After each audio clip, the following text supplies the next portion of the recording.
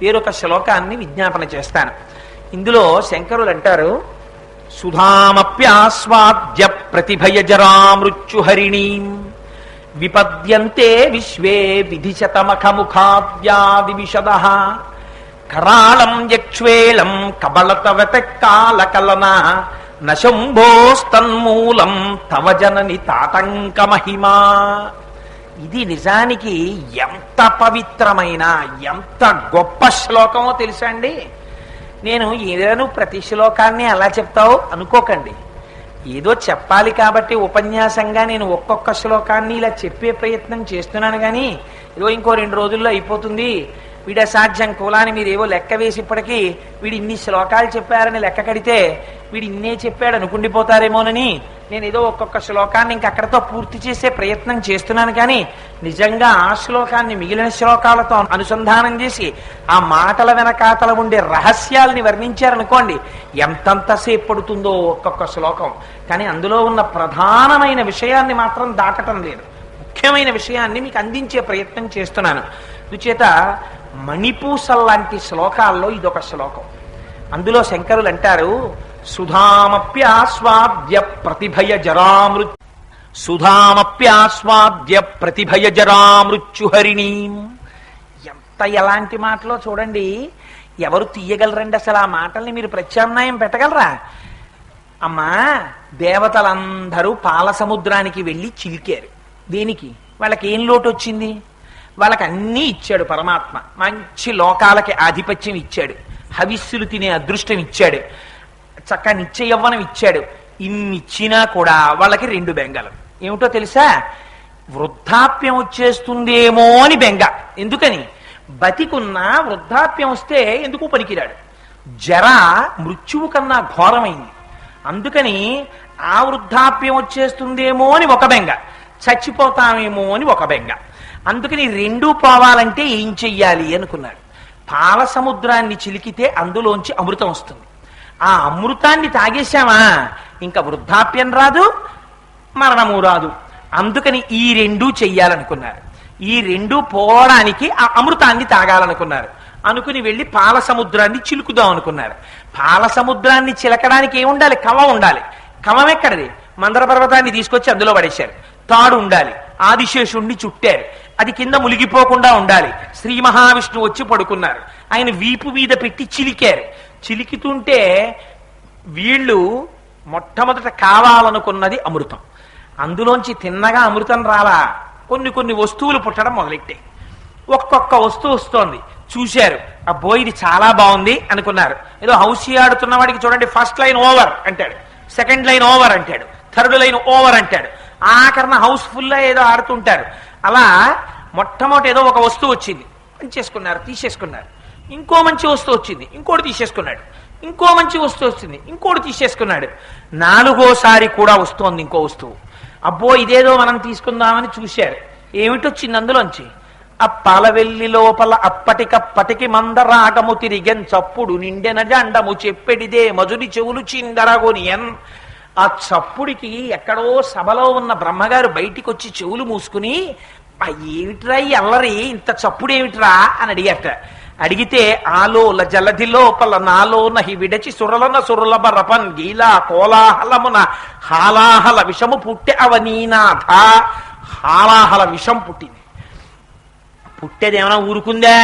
అది దూకుతోంది, గుర్రాలు దూకినట్టు దూకుతూ వెళ్ళిపోతోంది.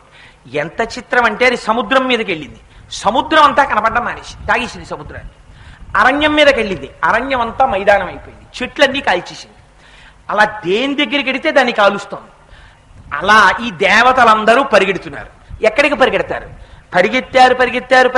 పరిగెత్తుకుంటూ ఎక్కడికి వెళ్ళారు? చని కైలాసముజొచ్చి శంకరుని వాసద్వారముంచేరి ఈశుని దవ్వారికులు అడ్డుపడ్డ తలమంచుంజొచ్చి కుయ్యో మొర్రో విను మాలింపుము చిత్తగింపుముదయన్ వీక్షింపుమన్ చంబుజానన ముఖ్యుల్కనిరే ఆర్తరక్షణ కళా సంరంభునిన్ శంభునిన్. పరమేశ్వరుడి యొక్క సభకి వెళ్ళారు కైలాసానికి. వెళ్ళి ఆర్తరక్షణ కళా సంరంభునిన్ శంభునిన్. అమ్మవారు హైమవతిగా పుట్టింది. అప్పటికి ఇక్కడ దాక్షాయణిగా శరీరాన్ని వదిలింది, హిమవంతుడికి కూతురుగా హైమవతిగా పుట్టింది. పుట్టి పర్వతరాజ పుత్రి పార్వతి అయి పరమశివుణ్ణి పరిణయమాడింది. అమ్మ పక్కనుంది. ఇప్పుడు అమ్మేం చెయ్యాలి? పిల్లాన్ని కొట్టించింది అమ్మే వాడి రక్షణ కోసం. రేపు పొద్దున్న మళ్ళీ రికమెండ్ చేసి పిల్లాన్ని సినిమాకి తీసుకెళ్లేటట్టుగా చేసేది అమ్మే. రక్షణ అమ్మే చెయ్యాలి, శిక్ష అమ్మే చేయించాలి. అందుకని పాపం వీళ్ళందరూ వెళ్ళి అయ్య బాబోయ్ హాలాహలం వచ్చేస్తోంది, శంకరా రక్షించు రక్షించు రక్షించు అని పరిగెత్తారట. పరిగెడితే శంకరుడు గబగబా బయటికి వచ్చాడు, చూశాడు తరుంకొచ్చేస్తోంది హాలాహలం. అప్పుడు పార్వతీదేవి ఏమనాలి వచ్చి? అసలు పరమశివుడు ఏమనాలి ముందు? ఏరా మీరు పాల సముద్రం చిలికారా? చిలికితే అంతకు ముందు కొన్ని వస్తువులు వచ్చాయా? అప్పుడు నేను మీకు జ్ఞాపకం రాలేదా? హాలాహలం వచ్చిందా? ఇప్పుడు నా దగ్గరికి వచ్చారా? ఆర్తరక్షణ కళా సౌరంభునిన్ శంభునిన్ అంటున్నారా? పైగా అలా అని ఊరుకున్నారా? ఓ ఆయన్ని విపరీతంగా పొగిడేశారు పట్టుకుని. స్వామి మూడులో లంపటము నివారింపను సంపద కృపచేయ జయము సంపాదింపన్ సంపడి వారివదింపను సోంపారగ నీకే చెల్లు సోమార్థధరా. అందుకని తండ్రి నువ్వే పుచ్చుకోవాలి హాలాహలాన్ని, నువ్వు పుచ్చేసుకో అన్నారు. ఏమిరా మీకు పనికొచ్చే వస్తే మీరు పంచుకున్నారా? ఊళ్ళో వాళ్ళని చంపేసి హాలాహలం వస్తే నేను ఉచ్చుకోనా? ఇదేమన్యాయం రా అని అడగద్దు పరమశివుడు. ఆయన ఏం అడగలేదు. ఆయన అడక్కపోగా ఇలా పార్వతీదేవి వంక చూశాడు. ఇటు చూస్తాడు, వామార్థ భాగం ఇటు చూడటం.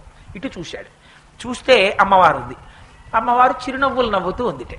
ఉంటే అమ్మవారిని చూసి వద్దంటుందేమో, ఎంతైనా భర్త కదా హాలాహలం పుచ్చేసుకుంటానంటే ఏం బాగుంటుంది అని ఆవిడికి నచ్చ. ఎంత చిత్రంగా ఉంటుందంటే, చూసావా పార్వతి పాపం కంటే జగముల దుఃఖము వింటే జలజనిత విషపు వేడిమి ప్రభువయ్యుంటుట ఆర్తుల ఆపద గెంటించుటకు దాని ఫలము దానం కీర్తి మృగాక్షి. మనం తల్లిదండ్రులు ఉన్నాం, పిల్లలు ఇంత కష్టపడిపోతున్నారు, హాలాహలం తరుముకొచ్చేస్తోంది, నేను ఆ హాలాహలం పుచ్చేసుకుందాం అనుకుంటున్నాను, నేను పుచ్చుకోనా అన్నారట. అంటే పార్వతీదేవి ఏంటంటే చాలా క్యాజువల్గా ఇంకొంచెం ఉప్మా ఉండిపోయింది మూకుట్లో తినేనా అని వాళ్ళ ఆవిడని అడిగాడు అనుకోండి, తినేయండి అని ఎంత చాలా క్యాజువల్గా అంటుందో అంత క్యాజువల్గా ఆవిడ అందిట. ఓ దానికి ఉందయా పుచ్చేసుకో, నీకు ఎలా ఇష్టమైతే అలా చేసాయి అందుట. అంటే హడిలిపోయారు పరీక్ష మహారాజు గారు ఇది విని. ఏమయ్యా వాళ్ళు జగత పితరవు వందే పార్వతీ పరమేశ్వరవ్వా, వాళ్ళు నిత్యాయ త్రిగుణాత్మనే పురజితే కాచాయనీ శ్రేయసే సత్యాయ అజ్జ కుటుంబినే మునిమన ప్రత్యక్ష చిన్మూర్తయే. అందుకని నిత్యాయ త్రిగుణాత్మనే పురజితే కాచాయనీ శ్రేయసే సత్యాయ అజ్జ కుటుంబిని మునిమన ప్రత్యక్ష చిన్మూర్తయే అని. అజ్జ కుటుంబిని వాళ్ళు ఆది కుటుంబీకుల తల్లిదండ్రుల. అలాంటి వాడు అమ్మ పుచ్చేసుకుంటానంటే హాలాహలాన్ని, అయ్య పుచ్చుకుంటానంటే అమ్మ పుచ్చేసుకోమందా? ఎలా పుచ్చుకోమందయ్యా? తన ఐదోతనానికి భంగం రాదు అంటే పోతన గారు అన్నారు.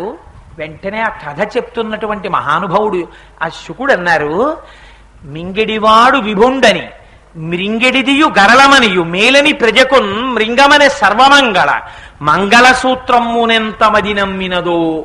ఆవిడ సర్వమంగళయ్య, ఆవిడ తన మెడలో ఉన్న మంగళసూత్రం మీద అమ్మవారికి అంత నమ్మకం, అందుకని తాగేమంది అన్నారు.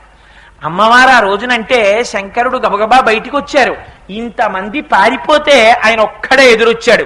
తన చుట్టూ సురసంఘము జయ జయధ్వానంబులన్ బొబ్బిడన్ ఘనగంభీర రమంబుతో శివుడు లోకద్రోహి హుంపోకు రమ్మని కెంగేల తెమల్చి కూర్చి కడిగా నంకించి జంబూపలంబున సర్వంకషమున్ మహావిషమున్ ఆహారించే హేలాగతిన్ కదలంబారవు పాప పేరు వడలన్ ఘర్మాంబుజాలంబు పుట్టదు నేత్రంబులు నెర్రబారవు నిజ జూటాచంద్రుడున్ కందడున్ వదనాంభోజము వాడదు ఆ విషమును ఆహ్వానించుచో డాయిచో పదిలంబై కడిచేయుచో దిగుచుచో భక్షించుచో మృగ్గుచో అన్నారు.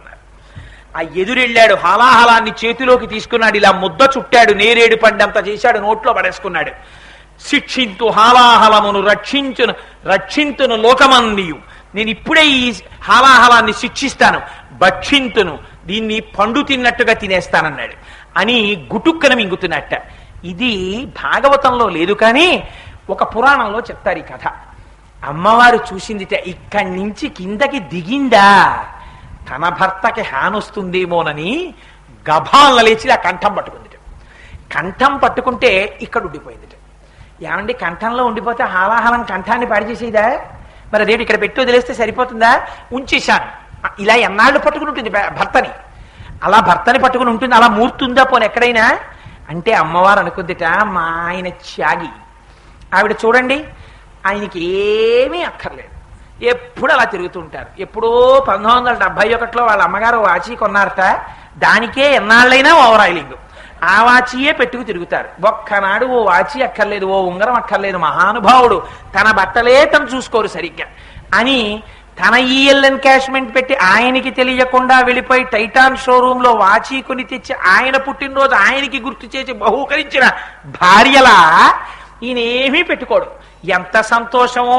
ఓ ఏనుగుని చంపేసి దాని తోలు, ఓ పులిని చంపేసి ఓ ఉత్తరీయం, చేతిలో ఓ జింక, చేతిలో ఓ బ్రహ్మకపాలం, ఆ పైన ఓ గంగ, ఇక్కడ ఓ 3 నేత్రాలు, శవాల విభూతి, ఇల్లు రుద్రస్థానం. ఎంత సంతోషమో! ఆనందం ఆనందం ఆనందం పొంగిపోతూ ఉంటాడు. ఓ బంగారం అక్కర్లేదు, ఓ ఇది అక్కర్లేదు. కానీ మనిషి చూస్తే తెల్లగా ఎంత అందంగా ఉంటారో. నిజంగా ఆయనే మెళ్ళో ఓ గొలుసు వేసుకుంటే చూడాలని కోరిక, ఆయన వేసుకోడు అనుకుని అమ్మ అనుకుందిట, ఇంత తెల్లగా ఉంటాడు కదా, ఒక నీల మణితో కూడిన హారం వేసుకుంటే ఎలా ఉంటాడో అలా చేసేసుకుందాం ఆయన అనుకుందిట. అనుకుని ఆహాలాహలాన్ని నీలమణిగా మార్చేసిందిట. మార్చేస్తే ఆయన కంఠం నీలకంఠుడైపోయేటప్పటి నుంచి. అయిపోతే నీలకంఠ అని పిలిస్తే ఇద్దరికి ఉలిక్కి పడతారట. భర్త ప్రేమ చేత పొంగిపోయి భర్తని అలా చూసుకోవాలని ప్రేమ ఉన్న భార్య